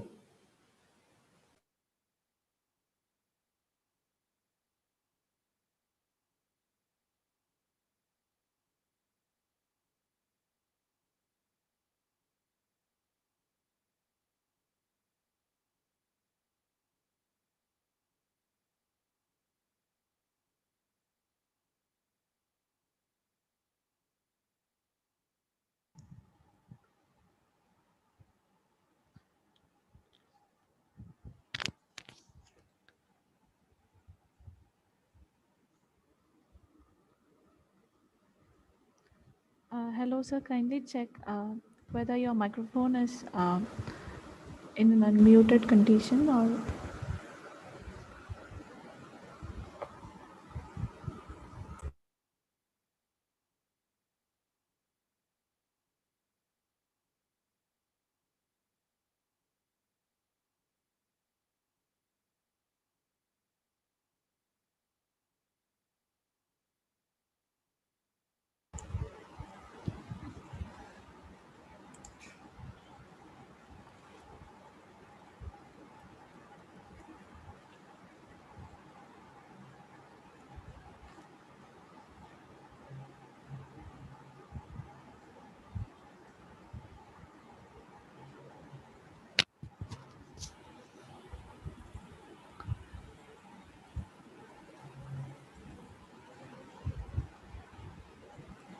Hello, sir. Kindly make sure that your microphone is working and we are not able to hear you. So kindly check whether you are.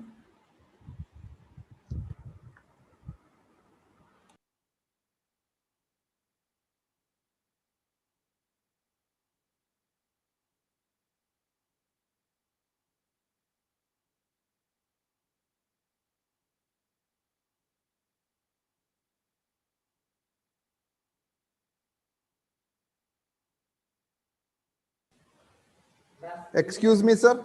Hello. Amey, sir. Excuse me. Hello. Amey, sir. Amey, sir. Excuse me. Hello, sir.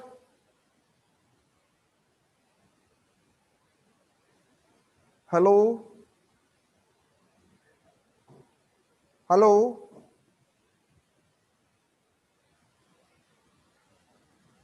Hello, sir.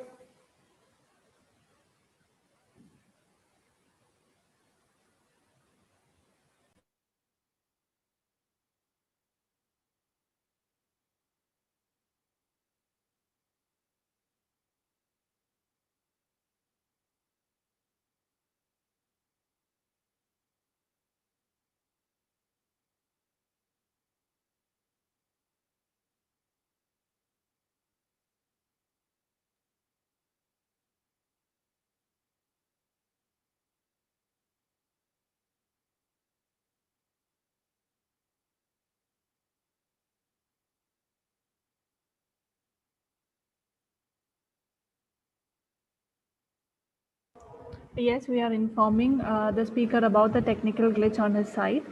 So thank you for your patience.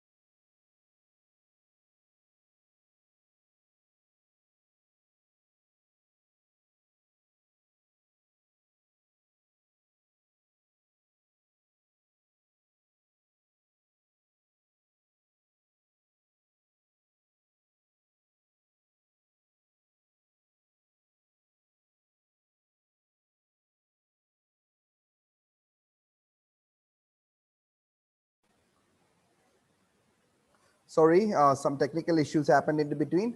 He has just logged out. I hope he'll be coming back soon. Please wait.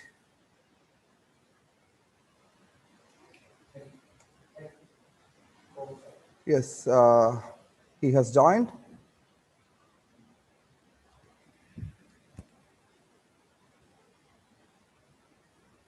Sir, you are a co-host now. I think you can share the screen and proceed. Please unmute yourself. Yeah, sorry, I didn't understand that I was speaking and there's no one was listening. Yes, you have been, I mean, still the last slide that is regarding the paper by your boss, you explained, no? That area, that last part, from that last part, we missed a bit. Okay, just tell me, is this the slide you were on, or it was the slide? No, previous slide. This one? Yeah, this one, that technology emerging, hence, yes, that area. Technology. Okay. All right. Thank you, Dr. Julian. Sorry, I was not sure it was working. Okay. No issues. Anyway, we could able to connect you back. That's great. Thank you. Okay, great. So, technology areas, right? Correct? Yes, sir. Yes. Okay. So quickly, technology areas, the hurdles are one, interoperability, which means everyone coming with their own blockchain. You have Hyperledger, Corda, you have Ethereum, private Ethereum, public Ethereum, Bitcoin.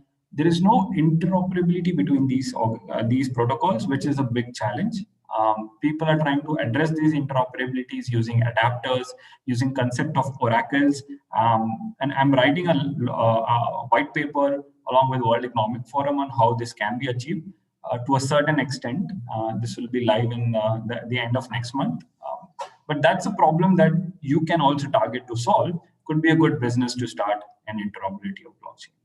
The next one is basically a good news for all of you on the call, because scarcity of skilled resources. One of the biggest challenges that I have is I have a lot of projects coming in, but I have very few skilled resources really available. So if you build your skill correctly in the right areas, then you would be the highest paid engineer in the industry today. So skilled resources in blockchain is a very big requirement. The next one is on proprietary data, and this is basically educating the security team, educating the CIO teams that the data in blockchain, how is it being shared, what are the protocols that should be followed or are being followed. This is an important area to look at, because people will not share data on blockchain if they think their proprietary data would be used by someone else. So you have to create an architecture that makes sure it takes care of security concerns when it comes to sharing of proprietary data. That's a big area of technology hurdles that you should try to solve. Okay, the next I think I really want to have Q&A in the next 10 minutes. The only thing about the next slide was about how you should start a project. You should start small. You should work with your partners. You cannot do it only alone. Blockchain is not a technology for one person or one organization. It's for multiple. It's a network effect. You should start small, solve one problem, and then start growing into other problems that you can solve. This should be faster go-to-market, faster solutioning, and effective. The problem should only be possible to be solved by blockchain and no other technology. That's how you should look at it. The next one is on the supply chain toolkit by World Economic Forum. You can just Google this and you'll find a very comprehensive information of what to do beyond MVP. How do I get more and more people joining my blockchain network? So this is a paper that is available on the website. Just Google it. It's open to all. Anyone can use it. There is no single way of following it. You can go to any topic. If you want to just check what is operational integrity, just click on it and it will give you everything you should know. Interoperability, you can click on it and you can get information of where is the world today on blockchain interoperability and where it is in the future and how you should think about it if you're starting a startup in the blockchain area. So I'd like to stop here and take any questions, Dr. Jubilant. I see there are comments in the chat. I can look at the chat and answer, or you can just unmute yourself and ask me.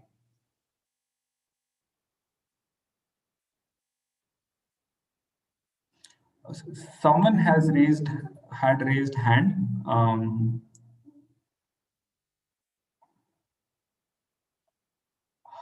Okay. Yeah.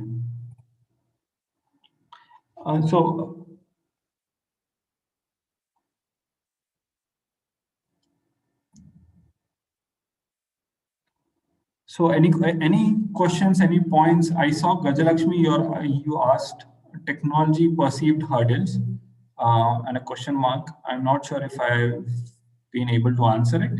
If not, I can take you through it again. Gajalakshmi.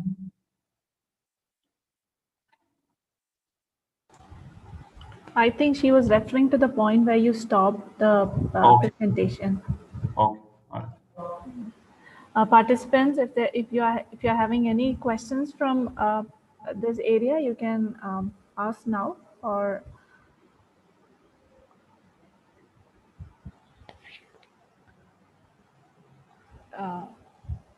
I think there are no more questions from the participants.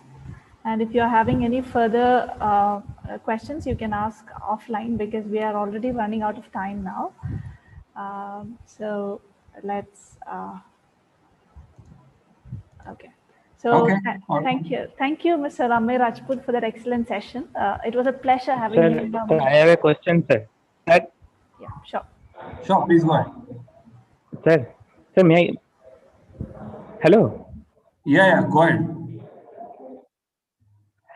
Sir, actually, I have some queries. Means, suppose we want to implement the blockchain in our real life scenario, or some in some industry. So, sir, we just learned about many issues arising or obstacles to implement them from law side also, or also from technical side.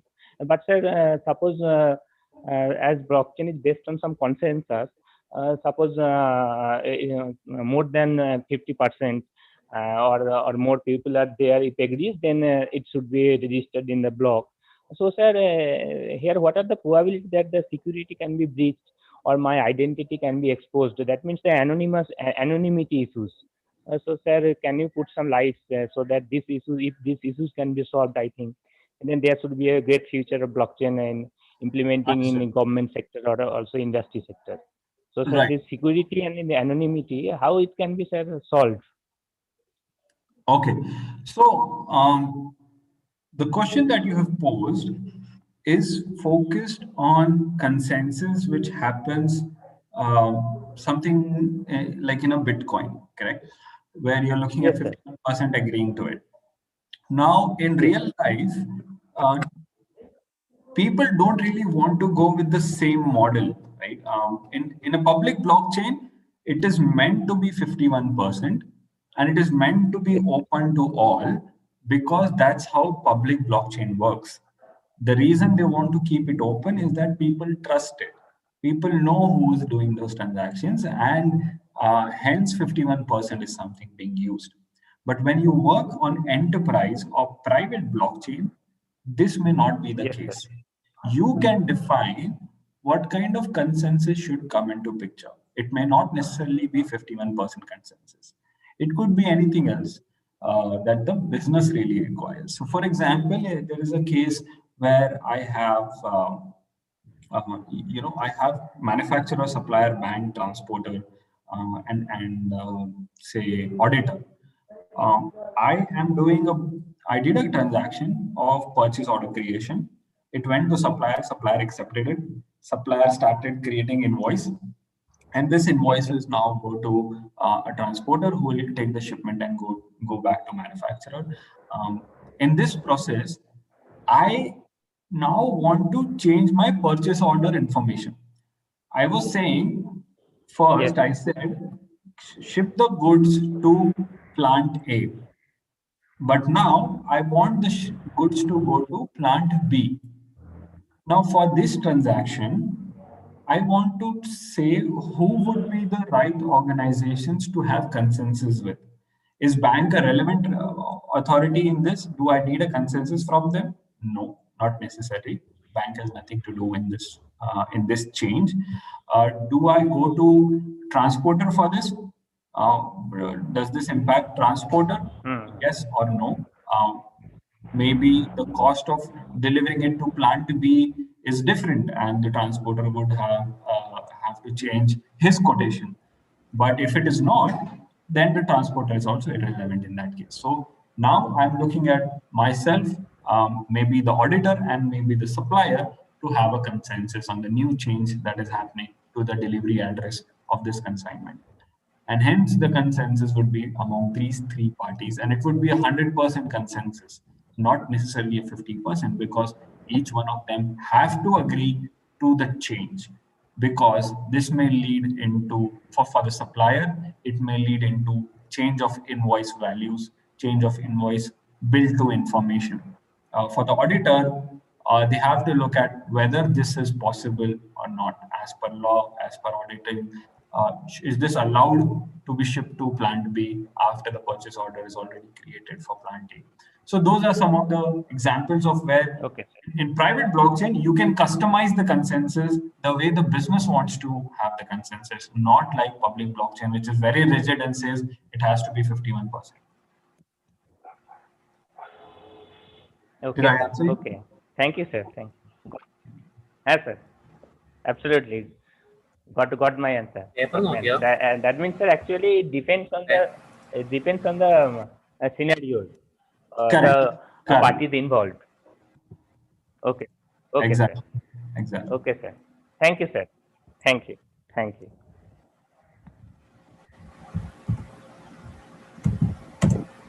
So I think we are done with the questions. Thank you, Amay Rajput, for that excellent session. It was a pleasure having you in our midst, and that was indeed phenomenal. Thank you so much for spending time out of your day to spend with us, and thanks a ton. Thank you so much. You can reach out to me on my coordinates if you have any thoughts, questions, any help needed. Just this is just a joke on the top. Don't take it seriously. It's just for fun. Really happy to be part of this session along with you all. Look forward to future sessions as well, and any kind of engagement we can have together to help your students and your faculty. Thank you so much, sir.